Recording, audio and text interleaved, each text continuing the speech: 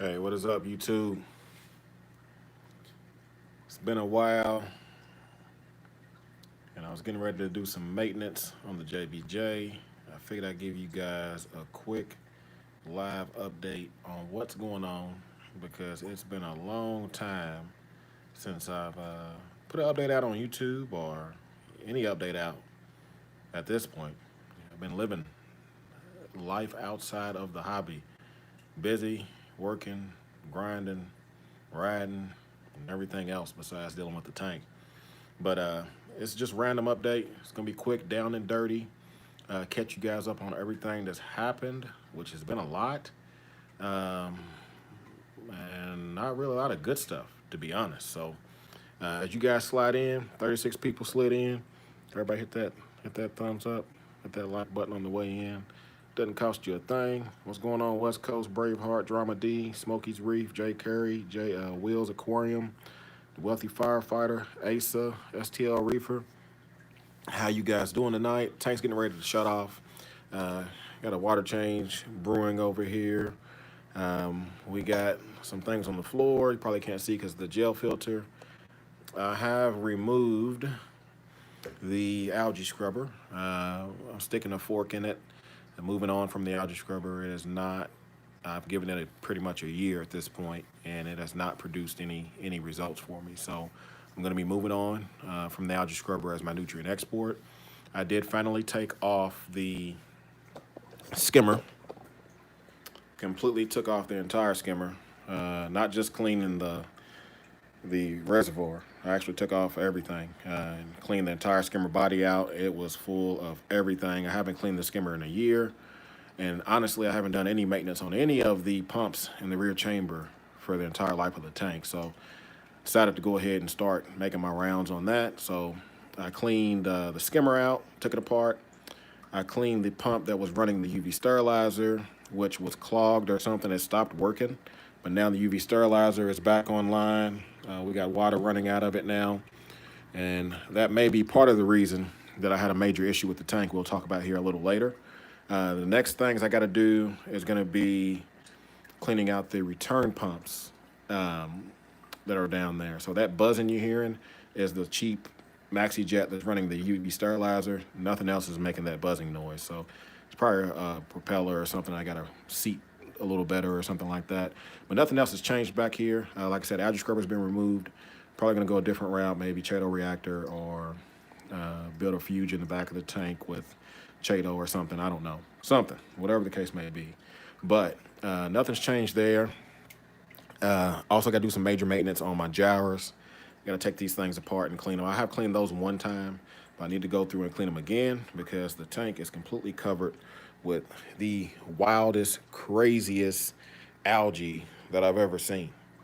I mean, it's underneath all blues, but you guys can see it there, kind of flowing everywhere. It's like all over the rock work. And if I've been turkey basting it, but some of it floats away, some of it doesn't. I mean, it's just algae everywhere, man.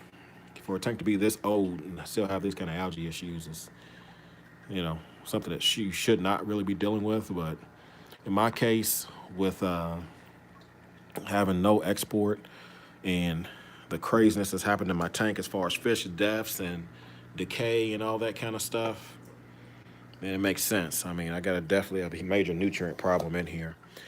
So now, when it comes to the algae, I usually do natural methods of trying to get rid of it, but I am at the point of just wanting to get rid of it. One way I know for sure, which is a cheat, which is fluconazole. I think I'm gonna go ahead and pop the pill in the JBJ. I never used it before, but I know it works. I mean, for people using it, I think I'm gonna do that and try to do a blackout with it and try to just get rid of all the algae in the tank just once and for all. Just get rid of it. So that way, when I start my export up, whatever new method of exporting I have, it has a chance to actually keep up with the tank and keep up with the display. The Radions are still running at 100% power. They've been running at 100% power since the last time I gave you guys an update on it. As far as corals, as you guys can see, still have corals in here. I did lose a couple more of the acros, but not surprised about that. They were already kind of not doing well. So the craziness that's happening in the tank, which is I'm going to explain to you now, which is the fish. If you guys notice, not a lot of fish in here, man. Not a lot of fish in here. I only have 4 fish, 4 wrasses. Those are the only survivors of the latest headache that's happened in the JBJ.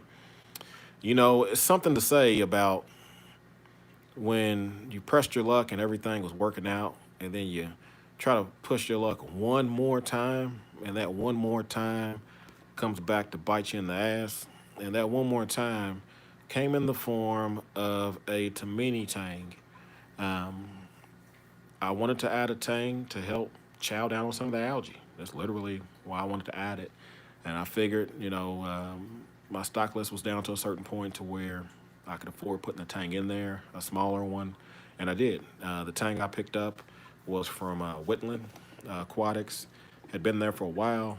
I think they said a couple months or something, had survived their quarantine process, looked great, all that good stuff, and brought them home, added them to the tank like I have every other fish in the tank. Now, one thing I want to mention during this process, my UV sterilizer, which has been on the entire time I've been adding fish, you know, had the pump go out and I didn't unclog it. You know, I was like, I'll get to it when I get to it. But I think the lack of a UV sterilizer being on the tank may have probably helped this happen. You know what I'm saying? Because the UV sterilizer was probably killing a lot of the parasites and all that kind of stuff the whole time I've had fish in here. But the fact that I had no UV on when I put that fish in here, and whatever happened, happened quick. Like within 2 days, labored breathing, you know, all kinds of white stuff all over that Tamini tang, and that guy checked out. I took him out of the tank, flushed him. That was it, right? Wrong. Next thing you know, Flame Angel, same thing. Covered with white, labored breathing, he checked out. Then Lawnmower Blenny checked out. Then my damn blue spot jawfish checked out. Then my damn clownfish pair checked out. All those fish gone within the matter of 3 or 4 days. I've never had an experience with velvet.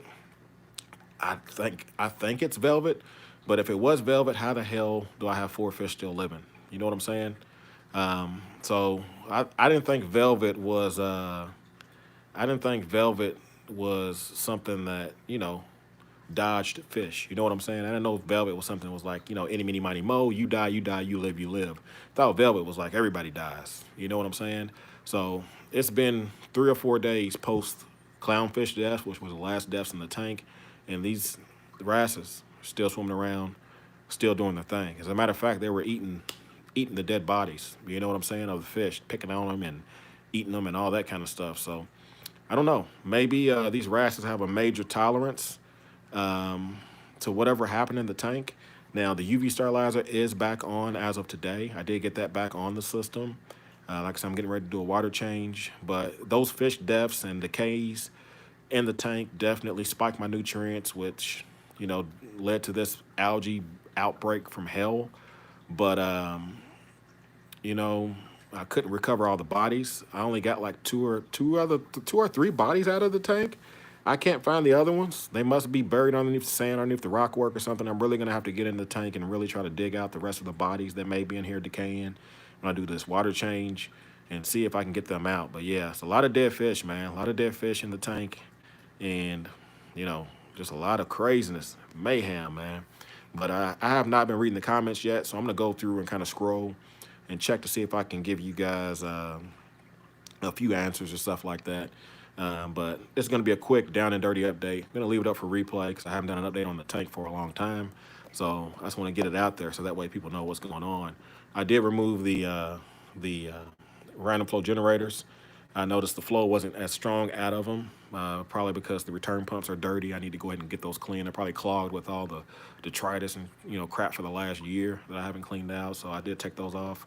Let me check some of the comments here. If I missed your question, I'm not gonna scroll all the way up. I'm just gonna start with where I'm at the bottom. So X-Jet, if you ask any question before X-Jet's clam kicking question, ask it again, and I'll try to answer it really quick. I'll answer questions here for another 5-10 minutes, then I'm gonna cut on out. Clam kicking PL4, 3 numbers. What's the flow in UV Sterlizer? Clam's still alive. It's not thriving, but it's alive. He hasn't started melting or anything yet, and there's nothing in the tank now to even mess with the clam. So it may be good news for him that the Flame Angel died and, the Algae Blenny died, because those were 2 of the fish that always pestered the clam. I have not checked any of my parameters recently on the tank. I haven't, so I couldn't give you PL4 or 3 numbers. I'm pretty sure they're probably through the damn roof at this point. Phosphate RX, I could try Phosphate RX, but that's just gonna drop the phosphates in the tank.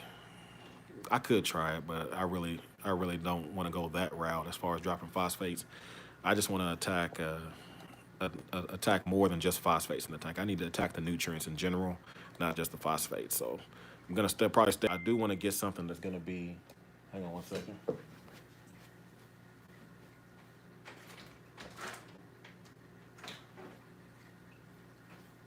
I bet.